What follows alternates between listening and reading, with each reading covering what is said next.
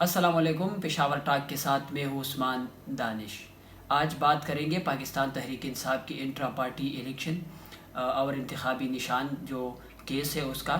कल Peshawar high court में जो है वो केस समाअत के लिए मुकर्रर है। उसका जो मेन दरख्वास्त है वो पेशावर हाई कोर्ट में समाअत के लिए मुकर्रर है। जस्टिस एजाज़ अनवर और जस्टिस सैयद अरशद अली पर मुश्तमिल 2 रुकनी बेंच जो है वो PTI की दरख्वास्तों पर समाअत करेंगे। पाकिस्तान तहरीक इंसाफ ने जो उनका फ़ैसला आया था इलेक्शन कमीशन का 22 दिसंबर को, जिसमें इंट्रा पार्टी इलेक्शन और इंतखाबी निशान जो बल्ला है उसको वापस लिया गया था, तो उसके ख़िलाफ़ पाकिस्तान तहरीक इंसाफ ने पेशावर हाई कोर्ट में दरख्वास्त दायर किया था। वो दरख्वास्त 26 दिसंबर को समाअत के लिए मुकर्रर हुई थी और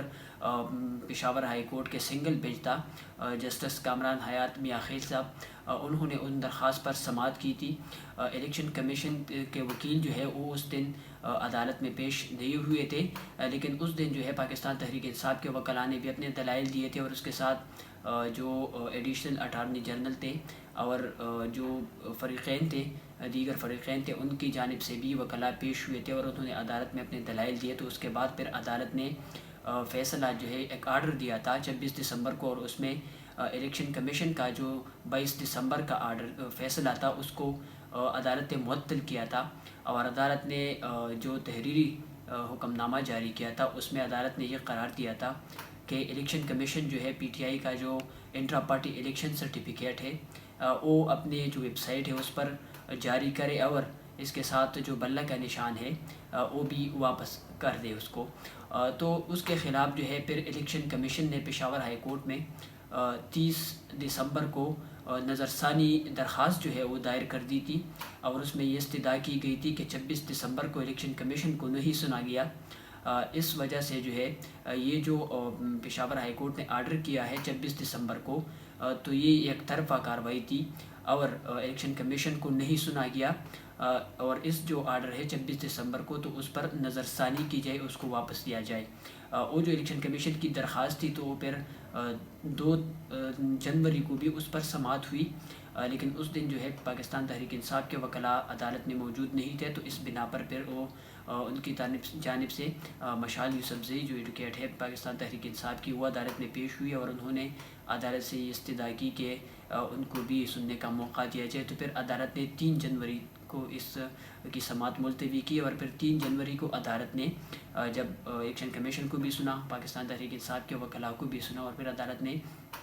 उस पर आर्डर जारी किया था और जो 26 दिसंबर का फ़ैसला था उसको अदालत ने वापस लिया था। तो उसके बाद जब अदालत ने फ़ैसला वापस दिया तो इलेक्शन कमीशन का जो 22 दिसंबर का जो फ़ैसला था वो फिर बहाल हो गया और पाकिस्तान तहरीक इंसाफ जो है उनके जो इंट्रा पार्टी इलेक्शन थे जिसको इलेक्शन कमीशन ने कलअदम करार दिए थे, तो वो फ़ैसला जो है वो फिर बहाल हो गया। तो पाकिस्तान तहरीक इंसाफ ने उसके ख़िलाफ़ फिर सुप्रीम कोर्ट में भी दरख्वास्त दायर कर दी, लेकिन 26 दिसंबर को जब इसकी समाअत हो रही थी, जस्टिस कामरान हयात मियाँ खेल साहब जब इसकी समाअत कर रहे थे, तो उन्होंने उस दिन आर्डर भी जारी किया और उसके साथ उन्होंने ये जो केस था ये 2 रुकनी बेंच को भेज दिया था कि चूँकि ये 2 रुकनी बेंच का केस था, लेकिन उन दिनों में जो सर्दियों की छुट्टियां चल रही थी पेशावर हाई कोर्ट में, तो इस वजह से जो डिवीज़न बेंच था वो मौजूद नहीं था, तो सिंगल बेंच ने उसको इसके सुना था और फिर 9 जनवरी तक जो है उसकी समाअत मुलतवी की है कि 9 जनवरी को पेशावर हाई कोर्ट में जो 2 रुकनी बेंच है डिवीज़न बेंच अवेलेबल होगा। तो कल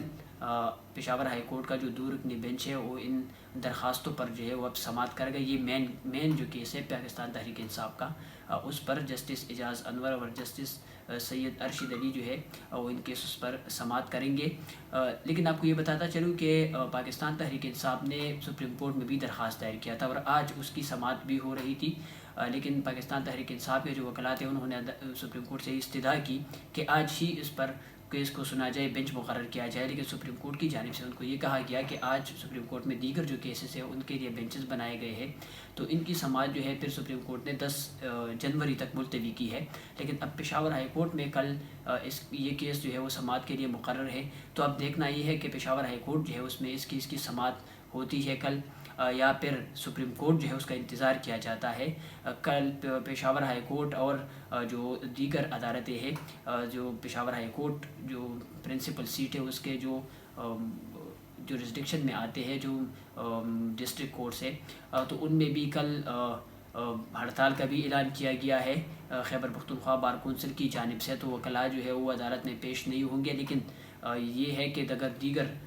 جو وکلاء ہے وہ اسلام آباد سے آتے ہیں تو پھر تو وہ پیش ہو سکتے ہیں، لیکن یہ ہے کہ سپریم کورٹ میں بھی یہ کیس زیر سماعت ہے۔ اب 10 جنوری کو وہاں پر بھی پاکستان تحریک انصاف کی جو پشاور ہائی کورٹ کا 3 جنوری کا جو آرڈر ہے تو اس کے خلاف پھر سپریم کورٹ میں وہ چلے گئے ہیں، تو اب 10 جنوری کو وہاں پر سماعت کے لیے مقرر ہے اور کل پشاور ہائی کورٹ میں، تو کل پشاور ہائی کورٹ میں اس کیس پر سماعت ہوتی ہے یا نہیں ہوتی، کیونکہ جو ایک تو یہ ہے کہ یہاں پر ہڑتال بھی ہے خیبر پختونخوا بار کونسل کی جانب سے۔ آج پشاور میں ایک ناخوشگوار واقعہ پیش آیا تھا، افسوسناک واقعہ،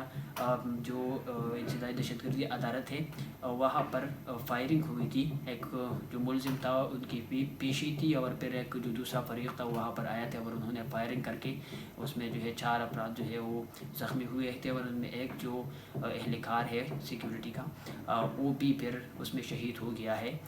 لیکن یہ ہے کہ کل اس کیس پر سماعت ہوتی ہے یا نہیں، اب تو یہ دیکھنا ہے کہ پاکستان تحریک انصاف جو ہے وہ کل ان کے وکلاء پیش ہوتے ہیں عدالت میں اور اس کی سماعت جو ہے وہ یہاں پر آرگومنٹس کرتے ہیں یا نہیں، اس پر جو بھی کارروائی ہوگی اگر کل تو اس سے بھی پھر آپ کو آگاہ کریں گے۔ تب تک کے لیے دیجیے اجازت، اللہ نگہبان۔